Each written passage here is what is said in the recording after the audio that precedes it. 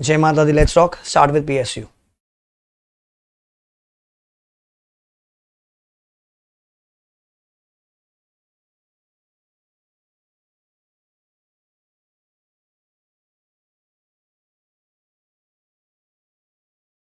आ जाइए, audit of PSU। तो again 4 mark का है, एक क्वेश्चन आएगा ही आएगा।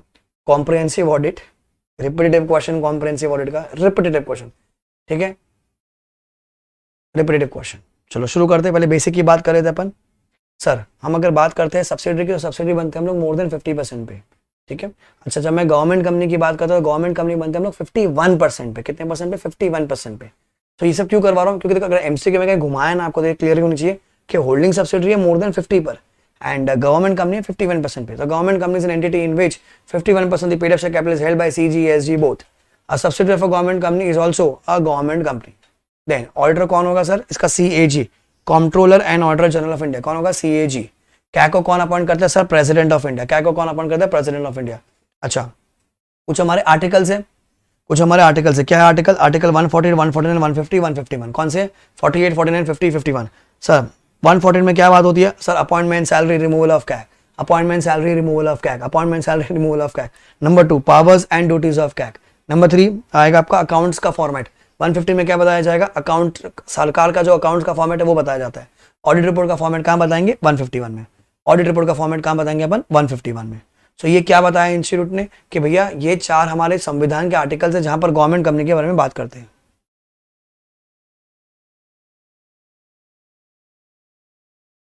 गवर्नमेंट कंपनी एंड गवर्नमेंट के बारे में, ठीक है। अच्छा, 140 में क्या होता है? Appointment, salary, removal of CAG, ठीक है। Number 2, powers and duties of CAG कहाँ लिखा हुआ है? हमारे 149 में लिखा हुआ है। अकाउंट्स का फॉर्मेट कहाँ लिखा है? 151 में लिखा है। ऑडिट रिपोर्ट का फॉर्मेट कहाँ लिखा है? 151 में, 151 में।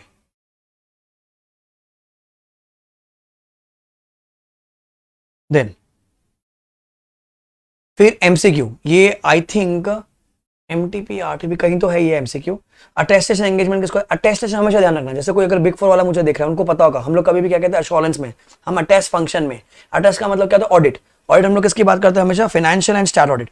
तो अगर एग्जाम में कंफ्यूजन आ गया, आप क्या बोलोगे? अटेस्टेशन एंगेजमेंट क्या हो गया? ऑडिट करना हो गया, मतलब फाइनेंशियल एंड स्टैट ऑडिट हो गया। अच्छा, डायरेक्ट रिपोर्टिंग एंगेजमेंट कौन सा हो जाएगा? PC, DRE PC, performance audit, compliance audit, performance audit, compliance audit, performance audit, compliance audit, performance audit, compliance audit, performance audit, compliance audit. Sir attestation engagement कौन सी होती है? फाइनेंशियल एंड स्टैट ऑडिट होती है। Sir DRE कौन सी होती है? मेरी performance and compliance audit होती है, ठीक है। नाउ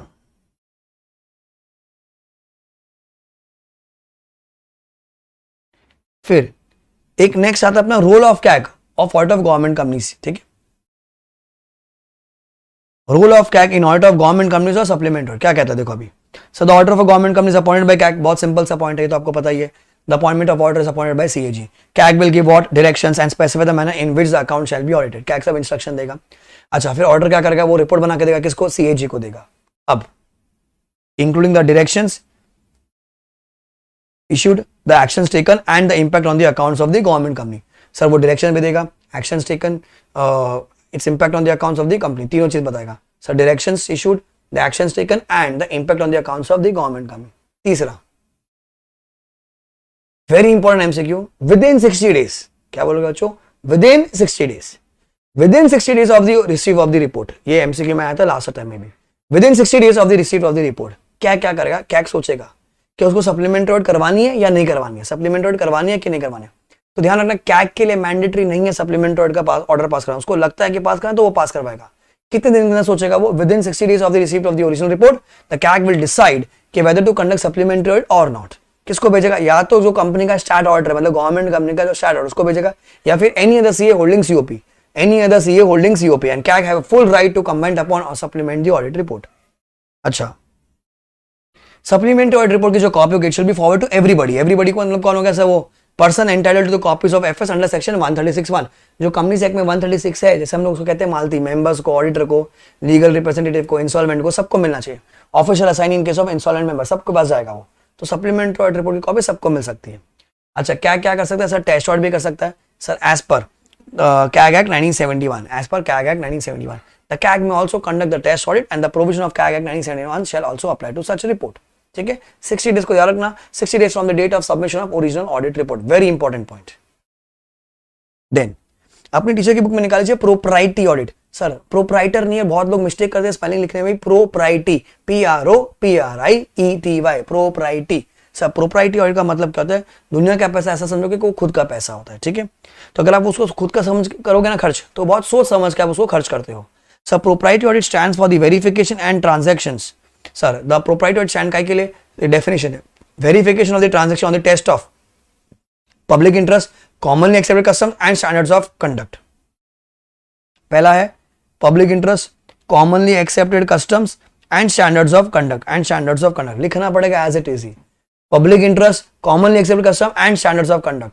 प्रोप्राइटी ऑडिट स्टैंड्स काय के लिए sir, verification on the test of, sir जनता क्या सोचती है, कैसे काम करती है एंड हमको कैसे काम करना चाहिए, उन तीन चीज पर। सर इन प्रोप्राइटी ऑडिट हम क्या करते हैं, the auditor try to bring out the cases of the improper, avoidable और infructuous that is unnecessary expenses even though they have been incurred as per the rules and regulation। भले वो खर्चा rule से तहत हुआ होगा पर वो वेस्ट है ना सर, जरूरत नहीं फिर भी खर्चा कर लिया ना सर। अब कोई बच्चा था, बुक का फॉन्ट और कलर अच्छा नहीं है, 3 दिन बाद उसका पेपर, उसको ये फालतू चीजें करनी है, तो क्या होगा, अगले टाइम में फिर आएगा।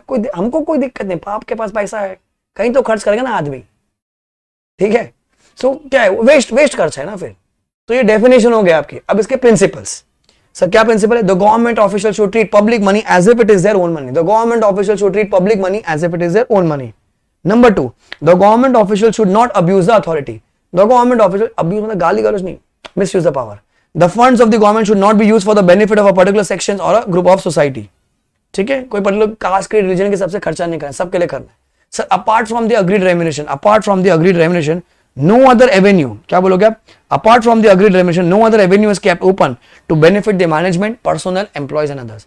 सर जो सैलरी वो कमा रहे वही होना चाहिए सर, और कोई पैसा नहीं होना चाहिए, फालतू बकवास। सबको पता है पैसा कहां से आ रहा है, ठीक है, ठीक है। देन अब ये एक hot favourite answer, areas of propriety, areas of propriety under section 143(1), ठीक है। अब कंपनीज का एरियाज ऑफ प्रॉपर्टी क्या है, एलटीडीएस वाला आंसर। कौन सा आंसर बच्चों, एलटीडीएस वाला। सर 6 एरियाज होते हैं हमारे, कौन से, अच्छा एक आपको ऑडिट रिपोर्ट चैप्टर होगा बुक में, चैप्टर नंबर 7 आए थे अपने मॉडल में, ठीक है। चैप्टर नंबर 7 भाई साहब अलग ही चैप्टर है, 700 की पूरी सीरीज। कंपनीज का 143(12), 143(1), 143(2), 143(3), अच्छा प्लस साथ में कारो, सारा कचरा मिला के वो एक चैप्टर बना दे ऑडिट रिपोर्ट। तो उसमें उसी का सेम आंसर है एलटीडीएस वाला आंसर। सो एल से क्या होता है, लोन्स एंड एडवांसेस, टी से होता है ट्रांजैक्शन, डी से होता है डिपॉजिट्स, आई से होता है इन्वेस्टमेंट, ई से होता है एक्सपेंसेस, एस से होता है शेयर्स। तो 143(1) का आंसर और areas of propriety under companies act same answer है, LTDS, loans, transaction, deposit, investment, expenses, shares, loans, transaction, deposit, investment, expenses, shares, ठीक है। तो अपनी ओन भाषा लिखकर आ जाने का बस, पर ये कोड क्या है, एलटीडीएस।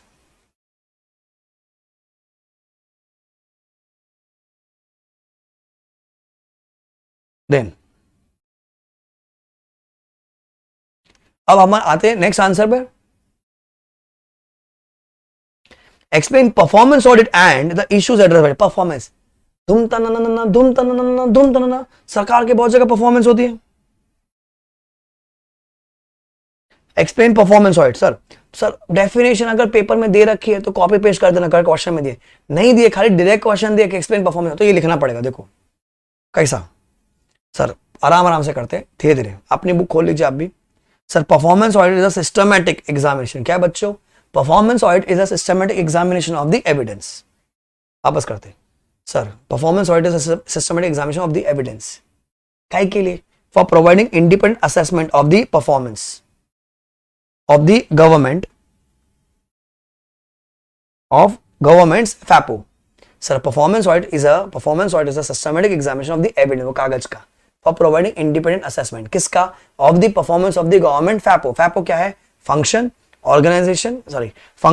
activity, program, organization of government का FAPO। कोई फंक्शन हो गया, कोई एक्टिविटी हो गया, कोई प्रोग्राम हो गया, कोई ऑर्गेनाइजेशन हो गया, काय के लिए sir, in order to improve public accountability and facilitate decision making, in order to improve public accountability and facilitate decision making. Sir कौन करेगा, sir by parties with the responsibility, simple भाषा में रिस्पांसिबल पार्टी मतलब management, to oversee और initiate the corrective action, to oversee और initiate the corrective action, कि अगर कुछ गलती आए तो हम उसको ठीक कर पाएंगे। कौन ठीक करेगा, सर वो गवर्नमेंट डिपार्टमेंट का जो मैनेजमेंट होगा ना, मतलब जो भी रिस्पांसिबल होगा वो लोग करेंगे। तो ये डेफिनेशन है परफॉर्मेंस ऑडिट की।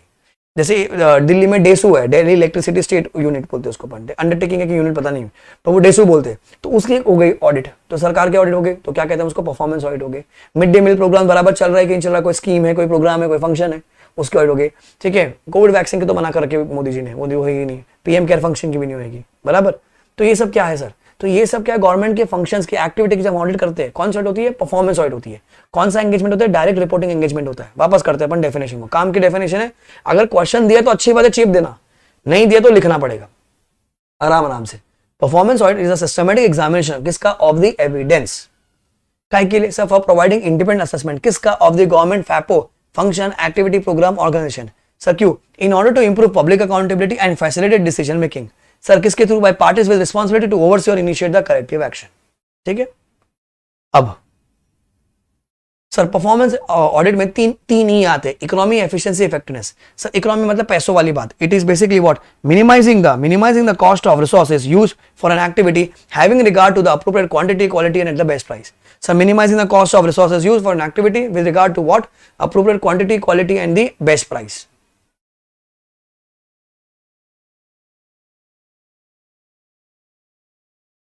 ई से एफिशिएंसी, सर कितना समय दे रहे हैं बाबू, कितना समय दे रहे हैं, उसका रिजल्ट क्या आ रहा है। 4 साल से सीए कर रहे हैं सर, हो ही नहीं रहा है, हो ही नहीं रहा है, क्या ही करे सर। इनपुट आउटपुट का प्रॉब्लम है सर, अगर तहे दिल से इनपुट दोगे तो तहे दिल से आउटपुट निकलेगा, वही यहाँ पर it is the input output ratio. Sir efficiency is best achieve कब, when the output is maximised at minimum of input. Super fast track match, fast track match, crash course, ठीक है। Then audit efficiency will cover the following aspect, क्या क्या sir, human and financial resources देखा जाएगा, then operating procedure कौन से use किए वो चेक करेंगे, रिसोर्सेज क्या यूज करें, are properly protected and maintain, optimum amount of resources are use and sound procurement practices are followed. जो प्रोक्योरमेंट प्रैक्टिस है, परचेज ऑफ रॉ मटेरियल, वो सब बराबर है कि नहीं, ठीक है। तो इकोनॉमी हो गया, efficiency, input output, effectiveness, result. भाई साहब 8 तारीख का इंतजार है, 8 तारीख का इंतजार। Then it is the extent to which the objectives are achieved and the relationship between the intended impact and the actual impact। जो सोचा था और जैसा आया, जो सोचा था और जैसा वैसा आया, ठीक है। intended impact and the actual impact, मतलब budgeted and the actual, ऐसा बोलो तो ये हो गया आपका इफेक्टिवनेस, ठीक है। सो परफॉर्मेंस ऑडिट, हमने पहले प्रोप्राइटी की, प्रोप्राइटी का मतलब क्या, दुनिया का पैसा ऐसा समझना है कि खुद का पैसा है। परफॉर्मेंस में हम लोग क्या चेक करें, सरकार की परफॉर्मेंस चेक करते, 3 ही चेक करते, इकोनॉमी, एफिशिएंसी, इफेक्टिवनेस। देन फिर एक आंसर आता है, इसका बड़ा वाला answer, how would you plan the performance audit, ठीक है। How would you plan the performance audit, क्या बोलता है बच्चों, how would you plan the performance audit, ठीक है। अब इसको मैंने कहानी, अगर शॉर्ट नोट आता है तो जो अभी सिखाया वो लिखोगे आप। अच्छा अगर आता है how would you plan the performance, तो शादी का कहानी है कि, ठीक है। तो हम लोग सौरभ की शादी होने वाली है बहुत जल्द, ठीक है। वो आजकल थोड़ा सा सदमे में है, पर उसकी शादी हो जाएगी अभी। तो हम क्या कहते हैं सर, ये जो एग्जाम्पल है, मैं जो कहानी समझा रहा हूँ, सुना रहा हूँ आपको, वो खाली क्लास के एग्जाम्पल के लिए, मेरे को यहाँ वहाँ ट्रोल मत करना, ठीक है। It's only for the fun of the class to remember in the class. तो आजकल क्या है, बच्चे फ्री बैठे ना, हर टाइम तो क्या है होते रहते हैं, ट्रोल करना बहुत इंपॉर्टेंट होता है। तो खाली एग्जाम्पल है क्लास के समझने के लिए। Understand the entity of the programme to be audited, तो वो लड़की जिसकी शादी होने वाली है, समझ, अरेंज मैरिज में क्या होता है देखने जाते हैं अपन, understand the entity of the programme to be audited, वो लड़की। Number 2, define the objective and the scope of audit, शादी क्यों करनी है, तलब तलब तलब, and define the objective and the scope of the audit. Sir ये मुझसे पूछा, सर जब शादी तो मैं कर रहा हूँ सर, तो मैंने से पूछा भाई लड़की कैसी चाहिए, determine the audit criteria. Sir सुंदर चाहिए, एकदम ब्यूटीफुल, एकदम इंग्लिश एकदम ललन टप आना चाहिए उसका सर, फुल एकदम फराटा जैसा इंग्लिश, मेरे को सुनाए चिल्लाए मेरे को समझ ही नहीं आए सर। तो मैंने सोचा तुमको कैसी चाहिए लड़की, तो उसने सब सुंदर वंदर चाहिए, that is determine audit criteria. फिर जब उसके पास जाओगे सर, प्यार से बात करना उससे, तमीज से, तहजीब से, हेलो हाउ आर यू, उसको बोलते हैं decide the audit approach. Sir सवाल क्या पूछो उससे, डेवलप द ऑडिट क्वेश्चन, क्या बोलेंगे, डेवलप द ऑडिट क्वेश्चन। वापस करते हैं अपन, पहला understand the entity of the programme to be audited, मतलब वो लड़की। सर शादी क्यों करनी, define the objective and scope of audit. फिर लड़की कैसे चाहिए, determine the audit criteria. Sir कैसे बात करेंगे, डिसाइड द ऑडिट अप्रोच, क्या सवाल पूछेंगे, डेवलप द ऑडिट क्वेश्चन। फिर क्या क्या, लड़का हमारा सी है सौरभ, ठीक है। Assess the audit team skills and whether outside expertise is required, assess the audit team skills and whether outside expertise is required. Article को एक्सपर्ट को लगा दिया उसके पीछे, लड़की के पीछे। फिर खुद बैठ के उनका सोशल मीडिया स्टॉक करता, Facebook, Instagram, YouTube, Twitter, Snapchat, Zomato का फीडबैक रिव्यू, सब जगह उसको स्टॉक कर रहा था. Design the audit matrix, prepare audit design matrix. फिर क्या किया, आर्टिकल्स को लगा दिया. Establishing the time table and resources, establishing the time table and resources. अब हर जगह से क्लीन शीट आ गई, लड़की बहुत अच्छी है, बहुत अच्छी है. ये हमारा एकदम गोबर ऐसा लड़का, पर लड़की बहुत सुंदर. Sir intimation of the audit program to audit entity. Mummy शादी का कार्ड छपवा दो. Intimation of audit program to the audit entities. ठीक है, intimation of the audit program to the audit entities. So 9 points है भाई साहब, बहुत सिंपल आंसर है. How would you plan for the performance audit? बहुत सिंपल है. पहला, understand the entity of the programme to be audited. Number 2, define the objective and the scope of audit. Sir शादी क्यों करनी है? सर लड़की कैसे चाहिए? Determine the audit criteria. Sir कैसे बात करेंगे? Decide the audit approach. क्या सवाल पूछेंगे? Decide the audit questions. Then lawyer को या डिटेक्टिव को पीछे लगा दिया. Assess the auditing skills and whether outside expertise is required. Prepare audit design matrix. Establish the time table and resources and intimation of the audit program to be audited to audit entities. खत्म हो गया. Then सबसे important answer, comprehensive audit. भाई साहब hot favourite ICI का, hot favourite answer. ठीक है, hot favourite answer of the institute. देखो क्या कहते हैं sir, comprehensive audit. Sir comprehensive का मतलब कहता है इन डेप्थ ऑडिट. क्या कहते हैं हम लोग इसको? In depth audit. Sir areas covered by comprehensive का क्या होता है? कॉस्टिंग एफएम के चैप्टर के नाम लिख कर आ जाओ. मटेरियल, लेबर, बजटरी, ठीक है, कैपेसिटी मतलब ओवरहेड्स वाला चैप्टर हो गया, internal control system. Then FM के चैप्टर कैपिटल बजटिंग लिखना, लिख दीजिए. कॉस्ट ऑफ कैपिटल लिख दीजिए. वो सब लिख दिया अपन ने. अब आएगा आपका सम ऑफ द इश्यूज. ये लिखना जरूरी है. Some of the issues examine in comprehensive audit are OFC ट्रैपर. ओएफसी ट्रैपर आपकी टीचर की बुक में मार्क कर लीजिएगा. रिपीटेटिव क्वेश्चन है ये कॉम्प्रिहेंसिव ऑडिट. ठीक है, OFC trapper. O sir how does the overall capital cost of the project compare with the approved plan cost. अब ये क्यों है, क्या है, कैसा है, ये सब अपन देखेंगे 12 मई के बाद. ठीक है, जैसा लिखा वैसा चुपचाप आंख बंद करके याद कर लेने का करना पड़ेगा. पहला क्या, how does the overall capital cost of the project compare with the approved plan cost. F sir formulation execution. Are the system of project formulation and execution sound. C are cost control measures adequate. T sir technology. What has been the performance of the in adopting the new process, technology and improving the profits? R. Does the enterprise have a proper adequate repairs and maintenance system? A say, does the enterprise have adequate research and development program? That is R&D, research and development program. Research and development program. एक P से, sir, is there a poor or inefficient project planning? एक और P. Are purchase policies adequate? जैसे पीछे वाले जो question है वो याद कर लो, बहुत एक लाइन की इजी है. E. Are procedures effective and economical? Has the planned rate of return been achieved? ये जो पीछे के जो पॉइंट है बहुत छोटे और इंटरेस्टिंग भी है. जैसे ये फॉर एग्जांपल यहाँ से, does the enterprise have an adequate system of repairs and maintenance? Does the enterprise have adequate research and development program? Sir, is there a poor or inefficient or insufficient project planning? Are purchase policies adequate? Are procedures effective and economical? Has the planned rate of return been achieved? Planned rate of return been achieved. OFC trapper. OFC trapper. Hot favorite answer of ICA comprehensive audit.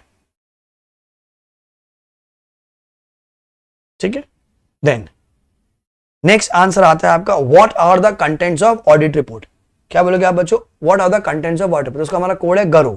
Sir CAG की audit report का contents क्या होगा? Code है गरु. G से sir general review of the working results of government company, deem government company, government corporation. Sir क्या बोलेंगे अपन इसको? General review of the working results of the government company, deem government company and government corporation. A sir results of the appraisal of the selected undertaking taken up for appraisal by the audit board. मतलब audit board ने क्या क्या select किया था, उनका appraisal किया, उसका क्या रिजल्ट आया, वो अपने को रिपोर्ट में लिखने का.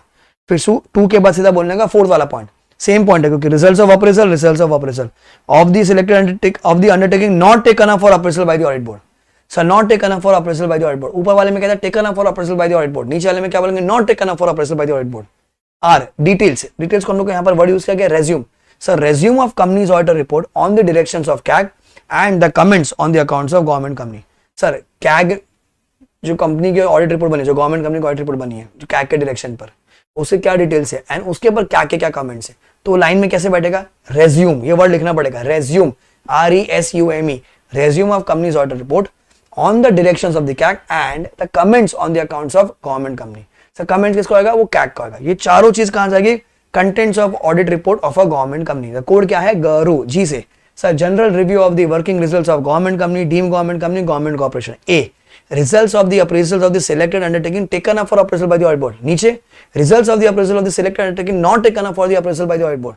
R से resume of company's audit report on the direction of CAG and comments of CAG on the accounts of government company. Comments of CAG on the accounts of government company. फिर एक answer आएगा जो model में पीछे पीछे दे रखा है लोग ने. Sir what are the sources for determine the audit criteria. याद है अपन ने वो शादी वाला आंसर किया था, उसमें ऑडिट क्राइटेरिया वाला पॉइंट है लड़की कैसी चाहिए. तो वो क्या बोलता है, सोर्सेस क्या है उसके. Following are the sources. The code is what, PC ping. क्या कोड है बच्चों, the PC ping. The code is what, PC ping. P से सर प्रोसीजर मैनुअल पढ़ लिया अपन एंटिटी का, वहां से आ गया कुछ. Sir criteria use by the same entity or other entity. Sir जैसे सेल्स कैसे आती है, यूनिट वाइज देखते हैं हम लोग, प्रॉफिटेबिलिटी कैसे देखते हैं, जो बाकी कॉम्प्यूटर्स देख रहे उसको यूज कर लिया अपन ने. Sir policy standards directives and the guidelines कुछ इश्यू रखे होंगे उनके माई बाप के थ्रू. जैसे कंपनी है तो आरओसी के कुछ आ रखे होंगे, लिस्टेड कंपनी सेबी के कुछ आ रखे होंगे. सर आई से इंडिपेंडेंट एक्सपर्ट ओपिनियन उठा लिया किसी का, किसी एक्सपर्ट का. एन से new or establish scientific knowledge. G से general management subject matter literature and resource paper. तो ये बोल रहा है कि सर ऑडिट क्राइटेरिया के लिए मेरे पास सोर्सेज कहां से आएंगे. The code is what, PC ping. Model में पीछे पीछे दे रखा है इसका. सर पी से क्या है, procedure manual of the entity. C से criteria use by the same entity or other entity in the similar activities. Then P से policy standards directives and guidelines. I से आ गया आपका इंडिपेंडेंट एक्सपर्ट ओपिनियन. एन से new or establish scientific knowledge. G से general management and subject matter literature and research paper. PC पिंग. खत्म, finish, समाप्त.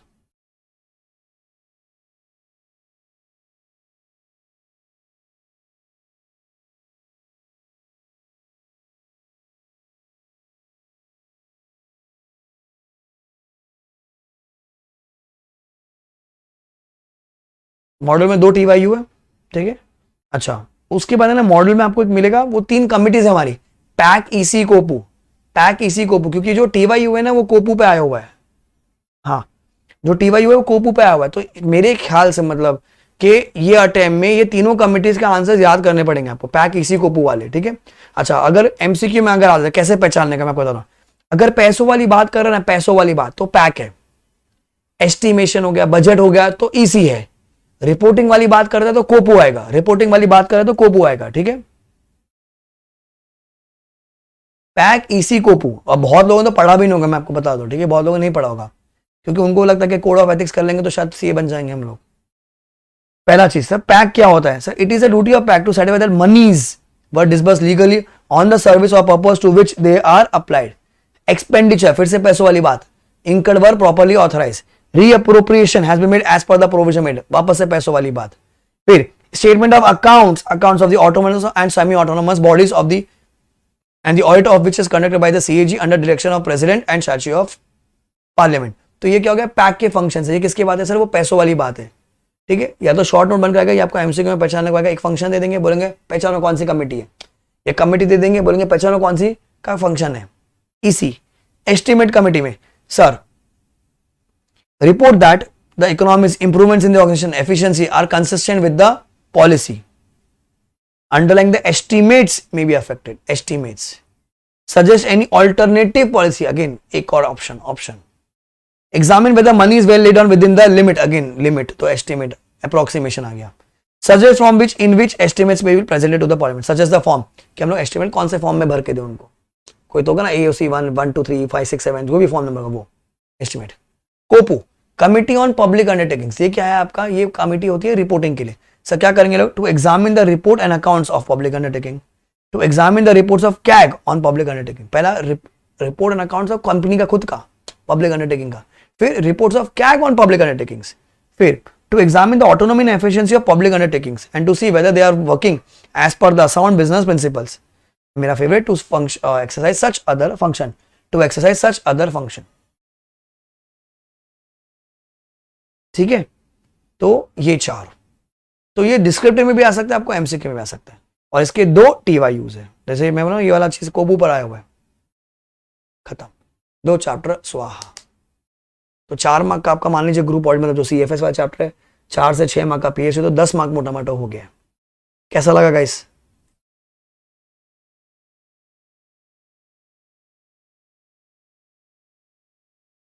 पसंद आ गया तो do like, so that YouTube का एल्गो लोगों को बताए कि भैया हम ऐसे पढ़ते हैं। आधा घंटा फिर से हो गया, आधे घंटे में एक और चैप्टर हो गया। आई थिंक अभी आपको 45 मैक्सिमम मिनट्स लगेंगे, 45 to 50 मिनट्स सेल्फ रिविजन करने के लिए along with the question. Question भी पक्का तो 1 घंटा मैक्सिमम, 1 घंटे में आपका एक चैप्टर खत्म होना चाहिए।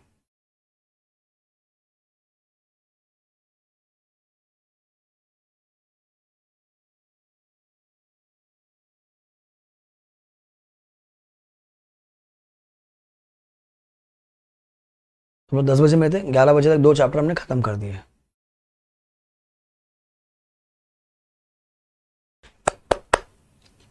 कोई पूछ रहा है बाकी चैप्टर्स कब लोगे? बेटा देखो, जो 7 नए चैप्टर्स आए ना, उनकी ऑलरेडी मैंने रिकॉर्ड मैराथन कर रखी 6 घंटे में, 5.5 से 6 घंटे में करवाई हुई है। तो वो कल सुबह आप देख लीजिए, 6 वो हो गए, 3 मैं भी करा, 19 में से 9 चैप्टर मैंने करा दिए। प्रोफेशनल एथिक्स 10वां चैप्टर यूट्यूब पर ऑलरेडी है, बैंक ऑडिट यूट्यूब पर ऑलरेडी है 11, तो 11 चैप्टर्स 9 में से ऑलरेडी है। याद आ रहा है सबको जो जो पढ़ रखा था अपन ने? हाँ, जिसको भी नोट्स चाहिए वो लेट्स लर्न इंडिया की वेबसाइट पर जाके डाउनलोड कर सकता है।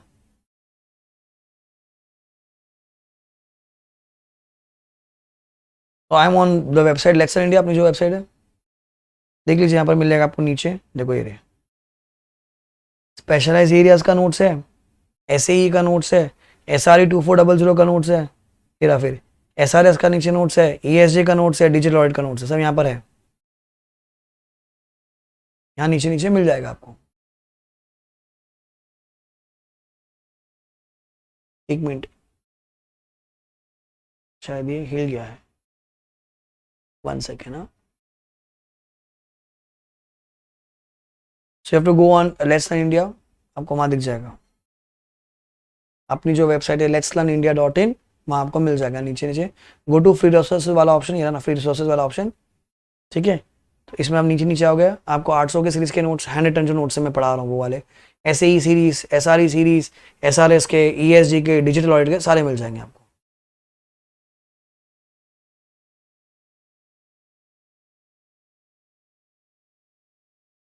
नहीं तो ऐसे मैंने टेलीग्राम में भी शेयर किया हुआ है।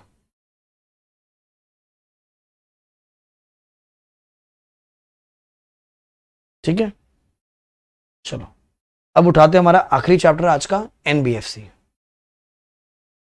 आ जाइए NBFC पर।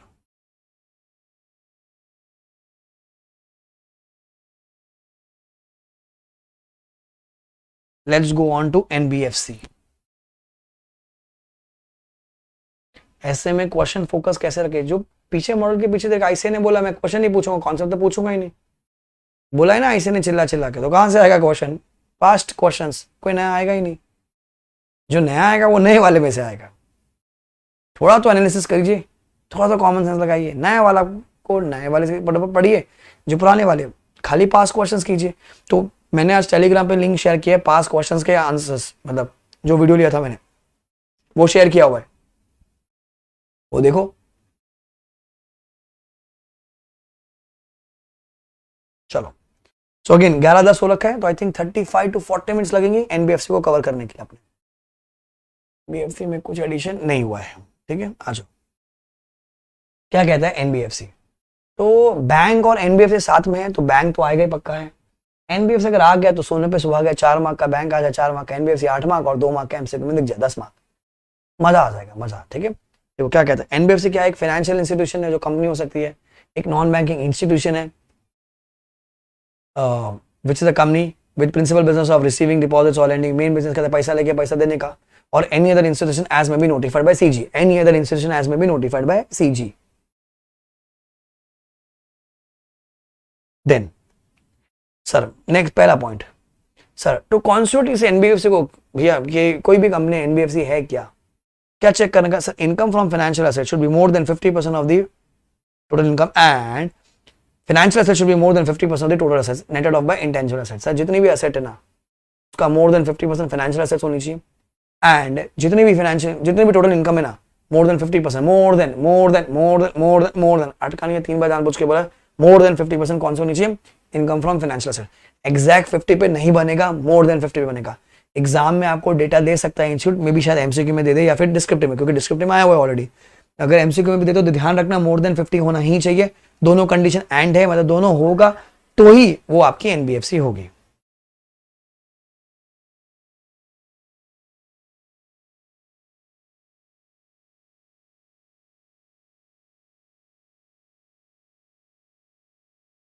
एक second,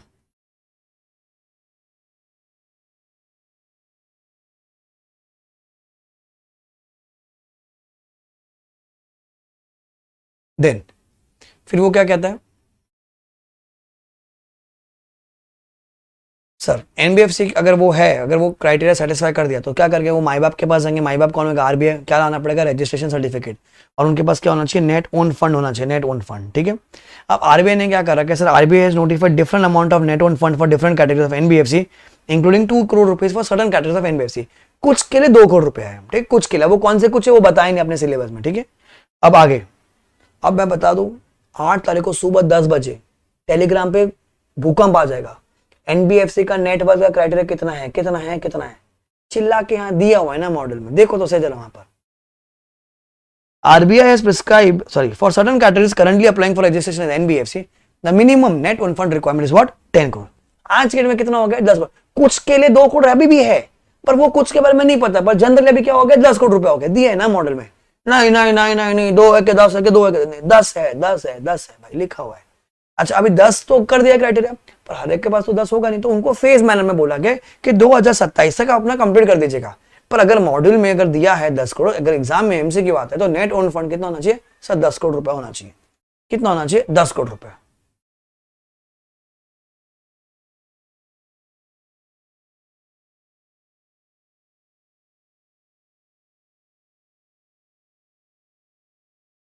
नेटेड off by intangible asset, 100 रुपए की अगर असेट है आपके पास क्वेश्चन में, 2 रुपए का अगर अज्यूम करो, हाँ 2 रुपए का अगर आपको इंटेंजिबल दिया हुआ है, तो जो 98 बचा ना उसका मोर देन 50% होना चाहिए आपका पास। जो फाइनेंशियल असेट्स होंगे आपके, वो मोर देन 50% ऑफ 98 होना चाहिए। ठीक है,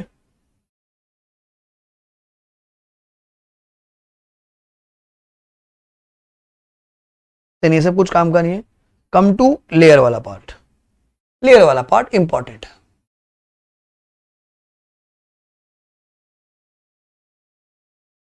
ठीक है, लेयर, लेयर वाला पार्ट भाई साहब दिखेगा पेपर में, और दिखना चाहिए, क्योंकि देखो पिछले टाइम में भी नहीं आया।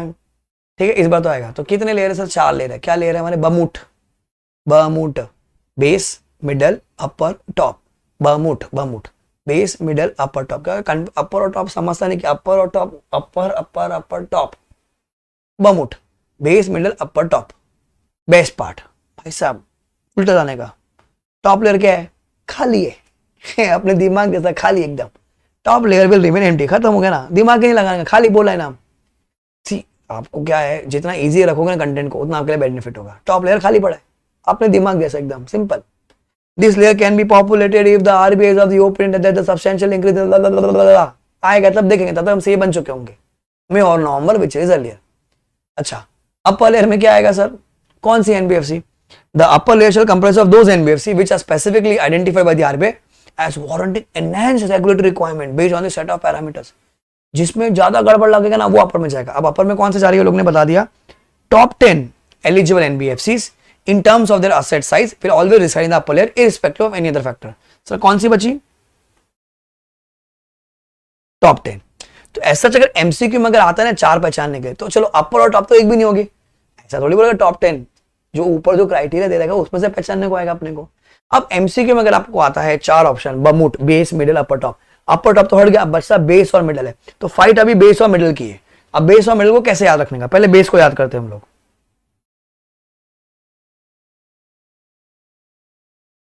ठीक है, अब बेस में कौन आएगा सर, सर द बेस वाली एमडीएफसी सर नॉन डिपॉजिट, क्या है बच्चा, नॉन डिपॉजिट, कौन सी है, non deposit taking NBFC below asset size of 1000 crore, below asset size of 1000 crore, below asset size of 1000 crore. अच्छा, या फिर एनबीएफसी टेकिंग ऐसी कौन सी, अजीबो गरीब जो नाम है ना, अजीबो गरीब नाम जो सुने ही नहीं कभी अपन ने, वो यहां पर आ जाएंगे। नहीं अजीबो गरीब तो उधर है, सॉरी, हाँ जो कॉमन नाम है, सॉरी यहाँ पर कॉमन वाले NBFC peer to peer lending. Peer to peer मतलब जैसे बजाज फाइनेंस दे रही है बजाज फिनसर्व को, टाटा कैपिटल दे रही है हीरो होम्स को, लाइक पीयर टू पीयर, ठीक है। NBFC account aggregator P2PAA, non operating financial holding company, no FHC. And चौथा point, NBFC not availing public funds and not having any customer interface, कोई public से पैसा नहीं है, कोई कस्टमर ही नहीं उनके पास, कुछ भी नहीं है, ऐसा वाला एनबीएफसी कोई, ठीक है। इसमें मैंने क्या बोला था, no. NBFC peer to peer lending हो गया, एनबीएफसी अकाउंट एग्रीगेटर हो गया, no, non operating, not availing fund, not देखा ना कुछ भी तो बेस में डाल देने का। जो डेटा याद करना है कौन सा, non deposit asset size less than 100 crore, ठीक है। अब मिडल में क्या जाएगा सर, सारी डिपॉजिट टेकिंग वाली NBFC, irrespective of the asset size कहां जाएंगे, वो मिडिल में जाएंगे। फिर नॉन डिपॉजिट वाली NBFC with asset size of 1000 crore and above, मतलब 1000 करोड़ एंड उसके ऊपर वाली कहां जाएंगे, मिडिल में आ जाएंगे। उसके नीचे वाली कहां जा रही है, उधर जा रही है बेस वाले में, 1000 और उसके ऊपर यहां जा रही है। अच्छा, क्वेश्चन कंफ्यूजन देगा, 750 करोड़ रुपए देगा, 1000 करोड़ रुपए देगा और डिपॉजिट बोल देगा। सर डिपॉजिट वाली जो एनबीएफसी है ना, जो डिपॉजिट एक्सेप्ट कर रही है सर, वो हमेशा मिडिल में जाएंगे irrespective of their asset size, paper में दिखने के चांस है।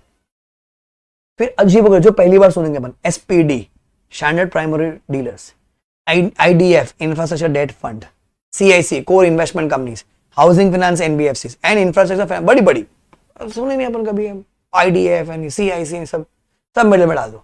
मेरे को जो याद रखने का है कौन से वाले, एक तो नॉन डिपॉजिट 1000 के नीचे जाएगा, 1000 के नीचे कैसे याद होगा, 1000 के नीचे बेस में, 1000 उसके ऊपर मिडिल में जाएगा। हाँ, डिपॉजिट टेकिंग वाली जो हो गएंगी, डिपॉजिट टेकिंग वाली वो कहां जाएंगे, हमेशा वो मिडिल में जाएंगे irrespective of the asset size. क्या आपको बमूट समझा बच्चों, भाइयों और बहनों, क्या आपको बमूट समझा?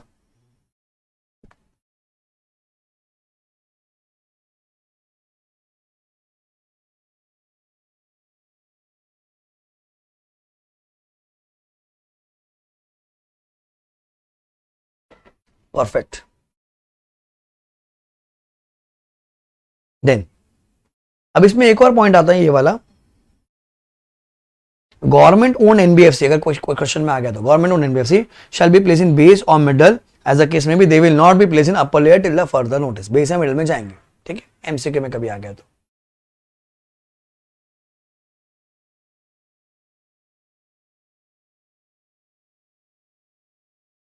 ठीक है।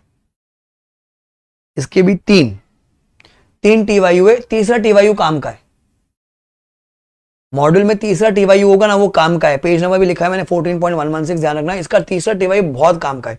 पहले 1 और 2 तो चलो इजी था, ठीक है, 1 भी एक अलग है, 2 तो बहुत ही इजी है, 2 तो सर्टिफिकेट ऑफ रजिस्ट्रेशन है। तीसरा टीवायू जरूर करके जाना भाई साहब, पूरा लंबा सा एक्सट्रैक्ट दे रखा है लोग ने बैलेंस शीट का, भाई साहब लंबा चौड़ा क्वेश्चन है वो जरूर करके जाना। देखिए सब में मिलेगा तो अपन क्लास में कर लेंगे, ठीक है। अब आ जाओ यहाँ पर वापस, अब आ जाओ डिस्क्रिप्टिव क्वेश्चन पे। तो difference between bank and NBFC sir क्या है, बहुत सिंपल है, एमसीक्यू में आ सकते हैं। NBFC can not accept demand deposit but they can accept term deposit. Demand deposit counter वाली नहीं हो सकते, बट टर्म डिपॉजिट एफडी कर सकते हैं, वो सब आ सकता है। NBFC do not form part of payment settlement system, cheque वेक इशू नहीं कर सकते वो लोग। अच्छा, डीआईसी जीसी फैसिलिटी उनको अवेलेबल नहीं है, deposit insurance credit guarantee corporation की फैसिलिटी उनको अवेलेबल नहीं है। अच्छा, no minimum exposure to priority sector, से एग्रीकल्चर हो गया, वो भी नहीं है उनके लिए, ठीक है। क्वेश्चन नंबर 2 खत्म। फिर प्रूडेंशियल नॉर्म्स, ये आपको एमसीक्यू में काम आ सकता है। Every NBFC shall maintain a capital risk ratio of tier 1 and tier 2 कितना, मिनिमम 15%, जिसमें से टियर 1 कितना होना चाहिए, 10 होना चाहिए, मिनिमम 10 तो होना चाहिए। अगर आप गोल्ड का बिजनेस कर रहे हो तो मिनिमम 12 होना चाहिए, मिनिमम 12। सो 15 10 12, टियर 1 टियर 2 मिला के 15, इसमें टियर 1 10 होना चाहिए। गोल्ड का धंधा करो तो क्या होगा, 12। खाली एमसीक्यू के लिए कोई डिस्क्रिप्टिव नहीं है इसमें। सर एनपीए कब बनते हैं? अच्छा, अब आधे लोगों को क्या लग रहा है, सर वो अभी चेंज हो गया ना, बमूट आ गया है, पर हम लोग क्या पढ़ते थे, सिस्टमिकली नॉन सिस्टमिकली ऐसा पढ़ते थे।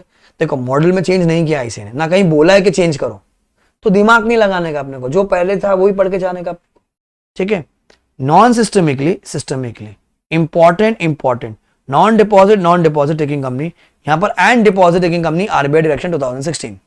तो इनके लिए एनपीए कब बनते हैं अपन, मोर देन और इक्वल टू 6 मंथ्स। हाँ, लीज रेंट और हाउस प्रॉपर्टी के लिए नहीं, हायर परचेस, लीज रेंट और हायर परचेस के लिए 12 महीना, यहाँ पर मोर देन और इक्वल टू 3 महीना। हम लोग प्रैक्टिकली हमेशा सिस्टमिकली वाले फॉलो करते 3 महीने वाले, ठीक है। स्टैंडर्ड के लिए नो रिस्क सब स्टैंडर्ड एसेट, क्या होगा वो सर, वो एनपीए रहा है, एनपीए की कैटेगरी में रहा है, कितने के लिए सर, लेस देन और equal to 18 months, less than और इक्वल टू 18 मंथ्स। यहां पर वो एनपीए की कैटेगरी में रहा है, लेस देन और equal to 12 months, less than और equal to 12 month. Sir doubtful है क्या बोलेंगे, ऊपर वाली कैटेगरी। सर वो सबस्टैंडर्ड की कैटेगरी में रहा है फॉर मोर देन 18 मंथ्स, यहां पर सबस्टैंडर्ड की कैटेगरी में रहा है for more then 12 months, more than 12 months. ठीक है, नॉन सिस्टमिकली, सिस्टमिकली याद करना पड़ेगा, important important. Non deposit, non deposit taking company यहां पर, and deposit taking company RBI direction 2016। ये रट गया, बहुत बढ़िया रट गया। तो अब प्रोविजनिंग, सर लॉस के लिए कितना करते हैं हमेशा अपन, 100% करते हैं। सर डाउटफुल के लिए अगर अनसिक्योर है तो हमेशा 100% हो जाएगा। सर सिक्योर के लिए क्या बोलते हैं वो, depending upon the year, 0 to 1, 1 to 3, more than 3, 20, 30, 50, 0 to 1, 1 to 3, more than 3, 20, 30, 50। सब स्टैंडर्ड के लिए हमेशा क्या आएगा, 10%। स्टैंडर्ड के लिए कौन सा है, देखो मेरा पैटर्न हमेशा वही मैं फॉलो करता हूँ, पहले नॉन सिस्टमिक के लिए बोलता हूँ, फिर सिस्टमिक वाला बोलता हूँ। इनके लिए 0.25 है, इनके लिए 0.40, नॉन सिस्टमिक के लिए 0.25 है, सिस्टमिक के लिए 0.40, खाली एमसीक्यू।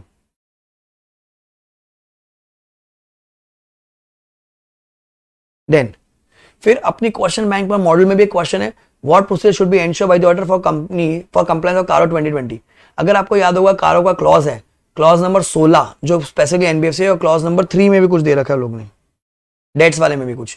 तो मेन तो क्लॉज नंबर 16 है, वो ध्यान से पढ़ के जाना, 16 वाला क्लॉज। ठीक है, then applicability of Ind AS on NBFC. अब तो बहुत पुराना क्वेश्चन हो गया, अब तो खत्म हो गया, मतलब वो एप्लीकेबल हो गया। सर फ्रॉम 1 अप्रैल 18 किसको एप्लीकेबल था, all listed on unlisted NBFC जिनका नेटवर्थ, वहां पर नेटवर्थ स्टार्टिंग में नेट ओन फंड था, यहाँ पर क्या नेटवर्थ ऑफ मिनिमम 500 करोड़ है, उनका पूरा परिवार, holding subsidy joint venture associate. नीचे 1419 से किसको एप्लीकेबल है, लिस्टेड एंड अनलिस्टेड एनबीएफसी जिनका नेटवर्क कितना, 250 से 500, 500 वाले तो ऊपर आ गए, यहाँ पर कौन है, 250 से 500 वाले। ठीक है, एंड उनका पूरा परिवार, holding subsidy joint venture associate. पिछले टाइम का एग्जाम क्वेश्चन 9 नंबर 23 का, difference in division 2 and division 3 of schedule 3। क्या कहता है sir, NBFC is required to present the items of balance sheet as per liquidity which is not allowed to the company required to follow division 2। ठीक है, NBFC कैसा दिखाएंगे, हमेशा अपना liquidity के हिसाब से, हम नॉर्मल कंपनीज को एप्लीकेबल नहीं है। सर एनबीएफसी कैसे आइटम्स को क्लासिफाई करती है, फाइनेंशियल एंड नॉन फाइनेंशियल, वैसे अपन लोग कैसे करते हैं हमेशा, current and non current. NBFC is required to disclose by way of note other income or other expenses more than 1% of total income। क्या बच्चों, other income or other expenses more than 1% of the total income, इनको अलग से दिखाना पड़ेगा।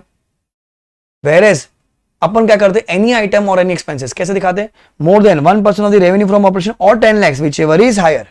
MCQ में भी काम आ सकता है, 1% of revenue from operation or 10 lakhs which is higher। तो अपन क्या करते हैं, उसको सेपरेटली डिस्क्लोज करते हैं, क्या करते हैं, उसको सेपरेटली डिस्क्लोज करते हैं।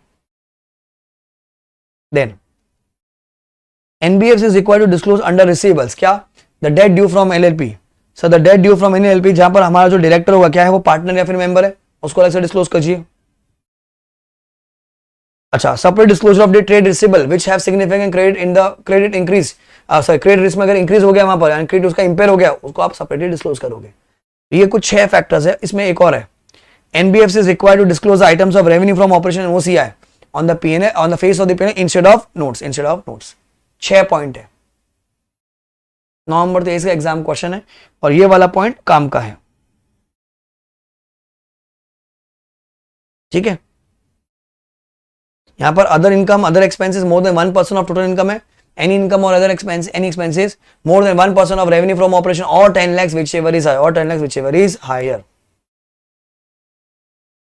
देन क्वेश्चन नंबर 6 आता है आपका, classification of frauds by NBFC का कोड है M1CR। क्या कहता है M1CR, misappropriation criminal breach of trust. F fraudulent encashment, रट्टा मारना पड़ेगा, through forged instruments manipulation of books of accounts. U unauthorised credit facilities extended for reward और illegal gratification. N negligence and cash shortage. C से cheating and forgery. I irregularities in forex हो गया। A से any other type of fraud. अच्छा, चौथा and छठा fraud क्या होगा सर, जब intention to cheat is suspected of prove, however following will always be disclosed as fraud. कैसा sir, cases of cash shortage for more than 10,000 and cases of cash shortage for more than 5,000 if the fraud is detected by कौन, मिया management inspecting officer and auditor and not by the cashier and not by the cashier. More than 10,000 cashier के लिए, मिया के लिए क्या है 5,000, मिया के लिए क्या है 5,000। अच्छा, अगर फ्रॉड हो रखा है कहीं ब्रांच पे, फॉरेन ब्रांच पे, वो भी अपने को आरबीआई को बताएगा, सब बताने का आरबीआई को। तो code is M1CR.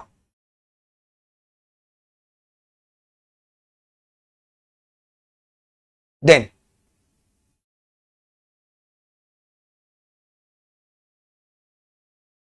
how as an auditor you will audit the NBFC? How as an auditor you will audit the NBFC? ठीक है, तो इसका एक बड़ा सा आंसर आएगा बीरा पी, जिसमें से ए वाला आंसर एंड पी वाला आंसर दोनों इंपॉर्टेंट है अलग से. ठीक है, पहला ए से assert the business of the NBFC. Business क्या है चेक कीजिए.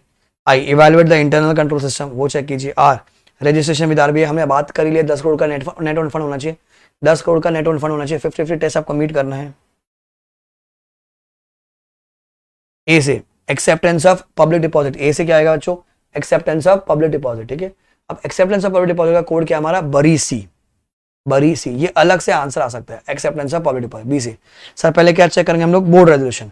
Sir the auditor should check that in case of NBFC not accepting public deposits, अच्छा not accepting public deposits, have pass the board resolution that they will not accept public deposits. A, the auditor should check whether the NBFC is accepted और renewed the public deposit only after a return application form. ए से क्या हो गया आपका? Application form. Are क्या check करना है sir? Verify the deposit register maintain by NBFC. Verify what? Deposit register maintain by NBFC. एक और आर सर चेक कीजिए क्या रिटर्न बराबर फाइल किए कि नहीं किए. आई इन्वेस्टमेंट बराबर, investment should be made in only liquid assets. एक और I so the auditor should check the interest calculation respect of public deposits. And C से क्या चेक करना अपने को? Credit rating. सी से क्या चेक करना अपने को? Credit rating. बरी C, board resolution, application form, deposit register, return हो गया. आई से इंटरेस्ट हो गया. एक और आई से investment in the approved liquid assets only. And C से क्या आएगा आपका? Credit rating. Credit rating. फिर क्रेडिट रेटिंग वाला आंसर अलग से एग्जाम में आया हुआ है. In the event of upgrading और downgrading the auditor should check the NBFC have also increase और reduce its public deposit as per the revised credit rating assigned to it. हम लोग को जो सिलेबस में दिया खाली क्या दिया? डाउनग्रेडिंग वाला दिया हुआ है. अगर डाउनग्रेड हो जाता है तो क्या होगा सर? With immediate effect. क्या बोलोगे? With immediate effect. क्या बोलोगे बच्चों? With immediate effect stop accepting fresh deposit and renewing any existing deposit. Sir सब रोक दो. ऑल द एक्सेस डिपॉजिट, क्योंकि अगर रेटिंग गिर गई तो जो भी excess deposit should be run off to mature, उसको मैच्योर कर दीजिए. Report the position to the RBI within 15 working days. Report the position to RBI within 15 working days. And no mature deposit shall be renewed without the express and voluntary consent of the depositor. ये भी काम का है. तो पूरा answer है बरी, sorry बीरा पी. उसमें जो ए वाला आंसर उसका कोड है बरी सी. उसमें सी वाला जो आंसर है वो एक अलग से एग्जाम में आ सकता है. देन पी से आपका आएगा क्या? Prudential norms. पी से क्या आएगा बच्चों आपका? Prudential norms. Sir prudential norms का आंसर क्या है sir?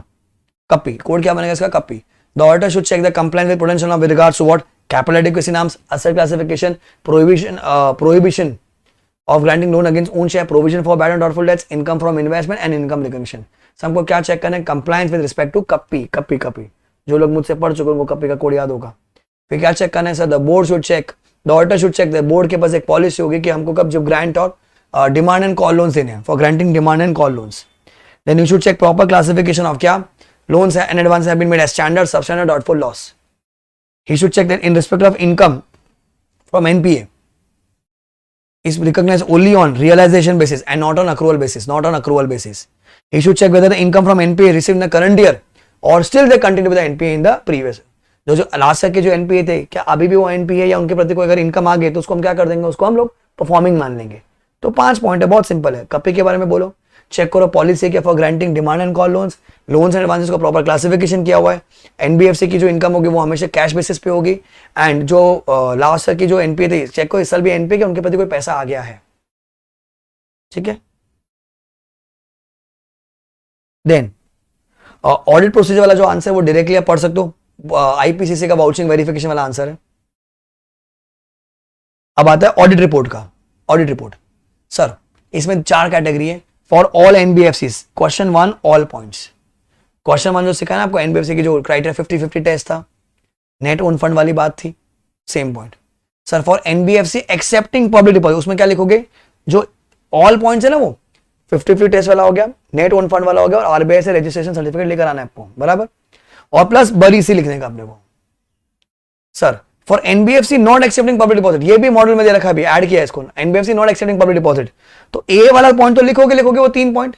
Plus sir not accepting है ना सर, whether the board has pass a resolution for not accepting deposit and they have not accepted and they will not accept deposit in future, ठीक है। Whether the NBFC is complied with the prudential with regards to copy, अब यहां पर कपी फिर से use हो गया, capital adequacy norm, asset classification, provision for bad and doubtful debts, prohibition for granting loans against own shares, income from investment and income recognition. Sir, whether NBFC has been correctly classified as MFI, micro financial institutions, and whether capital adequacy ratio as disclosed in the return submitted to RBI has been correctly arrived. तो ये 4 point लिखना पड़ेगा, ए तो लिखना ही है plus ये 4 भी लिखना है अपने को। Then last answer, sir, what are the obligations? भाड़ में गया क्वेश्चन, 2 वर्ड पकड़ के चलने का, ऑब्लिगेशन एक्सेप्शन रिपोर्ट, क्या पकड़ के चलने का, ऑब्लिगेशन एक्सेप्शन, इंपॉर्टेंट आंसर, ठीक है, obligation exception report, obligation exception report. Sir in case of NBFC, ठीक है, any of the item refer in rule 3 जो अभी हम लोग पढ़ गए, पैरा 3 जिसको हम कहते हैं अभी, जो ये पढ़ा ना रिपोर्टिंग वाला पार्ट, ये इसको हम लोग पैरा 3 बोलते हैं,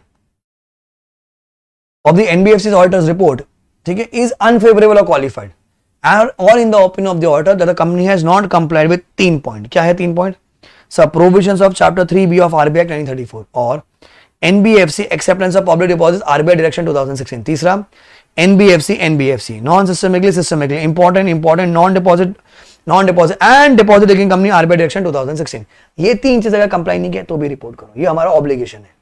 भाड़ में क्या क्वेश्चन, 2 वर्ड पकड़ने का, खाली ऑब्लिगेशन और एक्सेप्शन रिपोर्ट, ठीक है। फिर therefore थोड़ा सा ब्लर है, it shall be the obligation of the auditor to submit an exception report to the concerned regional office of the department of the RBI under whose jurisdiction the registered office of the company is situated। तो भैया आपने को क्या करने का है, it will be the obligation of the auditor कि आपने को सबमिट करना पड़ेगा एक रिपोर्ट का concerned regional office of the department of RBI under whose jurisdiction the NBFC is registered। हो गया आंसर।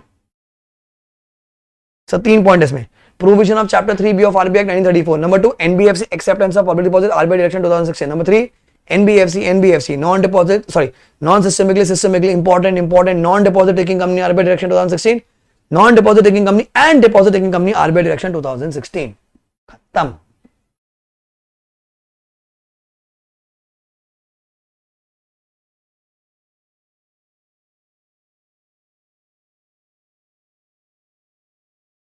कैसा लगा गाइस, कैसा लगा?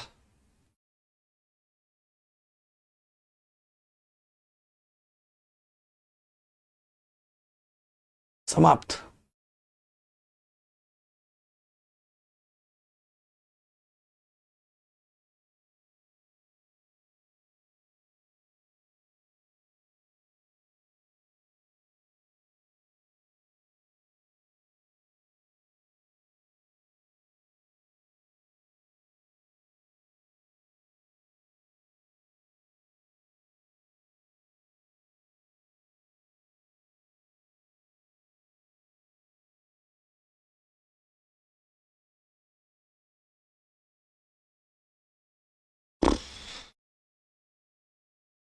तो जो लोग पढ़ रखे हैं, जो लोग ने नोट्स बना रखे हैं, उनको आज बहुत फायदा होगा, बहुत फायदा होगा, बहुत फायदा होगा।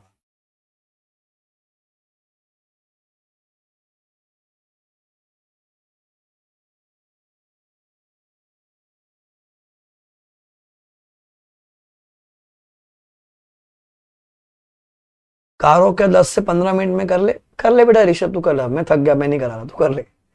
चिंका मंत्री, सर मॉडल के क्वेश्चन में एनबीएफसी की not in fund limit 25 lakh दोगे, आप 10 करोड़ के हिसाब से करोगे, आगे 10 करोड़ दे रखा है।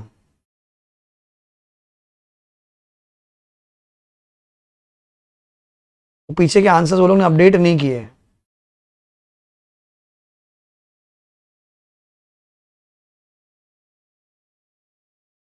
ये रहा 10 करोड़ रुपया 14.83 पर लिखा हुआ है, ठीक है। आ जाओ, वो जो क्वेश्चन में कहा था वो ये है, लेट्स डू दिस। सो देखो क्या है अभी,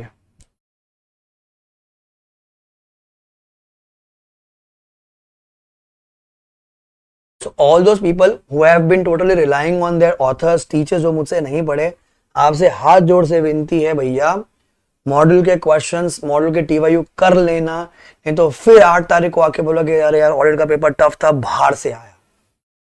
और मैं कह रहा हूँ 5:15 बजे कोई ना कोई तो यूट्यूबर आके बोलेगा भाई ऑडिट का पेपर टफ था, बाहर से आया। मॉड्यूल में नई चीजें दी है, नई चीजें दी है, यहीं से आना है। I am not saying same आएगा, सिमिलर आएगा, पर एटलीस्ट क्या पैटर्न पकड़ सकते हैं अपन। देखो तो जिन्होंने मॉड्यूल नहीं उठाई है ना भाई, उठा लो, 3 दिन अब तो बोलना मत कि समय नहीं मिला।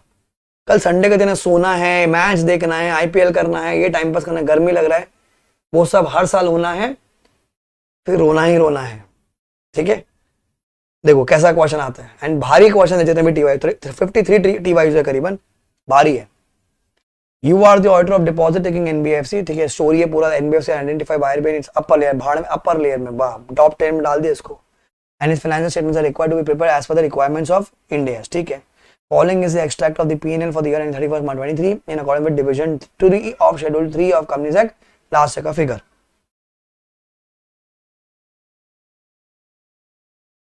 ठीक है।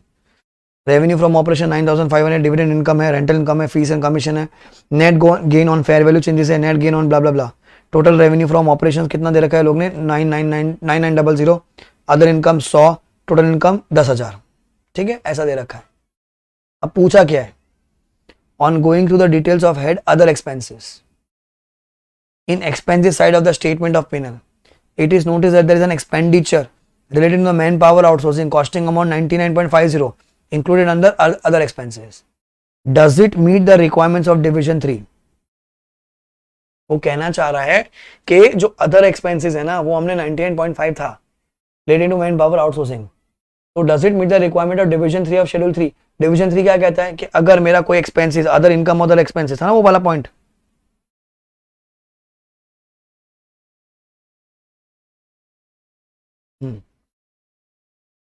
other income, other expenses exceeding 1% total income, it has to be shown separately, बराबर, it has to be disclosed separately। भाई साहब कहां से उठा के पॉइंट पूछा, देखो मतलब अगर तुमको ये पॉइंट नहीं याद है ना, 4 मार्क्स टेक पर। क्या पूछा, other income, other expenses exceeding 1% of the total income. अब इसमें दिमाग लगाने का, अब आधे बच्चों को तो समझ ही नहीं आएगा कि कहां कहां से ढूंढूं मैं, इतना फिगर दे रखा है मेरे को, बताओ जो मेरे को करना है एक्सीडिंग 1%, वो किसका करूं मैं?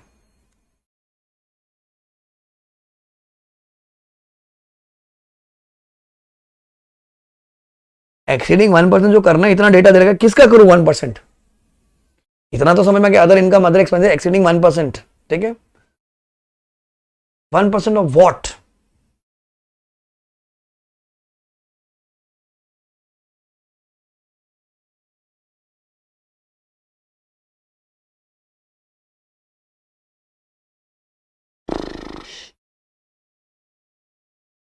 1% किसका करना है अपने को, 1% करना है अपने को टोटल इनकम का। चलो, जी माने जीनियस, 1% कितना आएगा?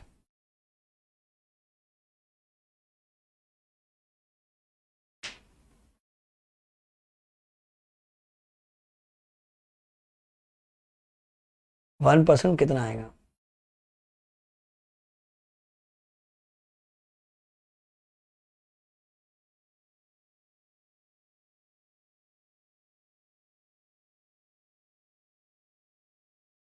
बताओ।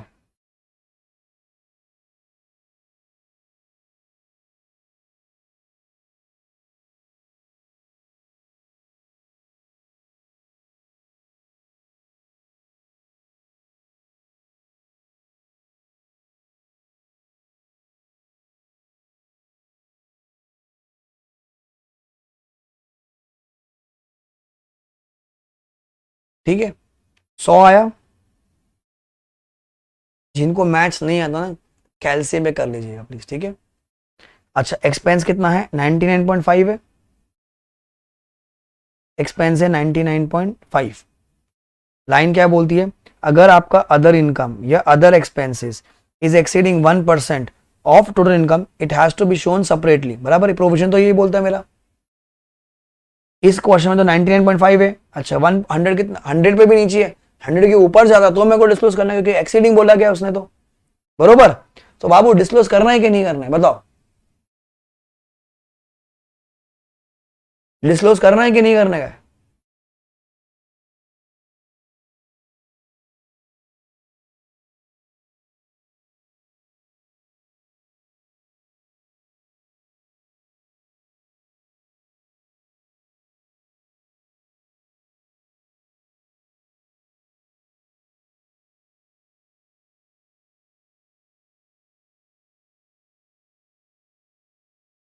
नहीं करना है डिस्क्लोज, ठीक है। आंसर चेक करे थे एक बार, टी वाई यू का 3 पीछे दिया रखा, कोई टेंशन ही नहीं, जरा आंसर दे रखा मस्त एकदम।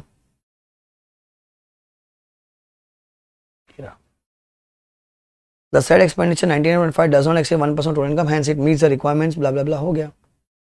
It should not be disclosed, हो गया, खत्म। तो ऐसे टीवायू हर चैप्टर में पीछे दे रखे, लेवल इन टीवायूज का, सारे नए क्वेश्चन, एक भी पुराना नहीं, मैं कह रहा हूं। Requesting you everybody whenever you revising, please solve TYUs and जो मॉडल के पीछे के जो क्वेश्चन है, ये वाले टेस्ट या नॉलेज वाले, ये भी कर लीजिएगा, खत्म।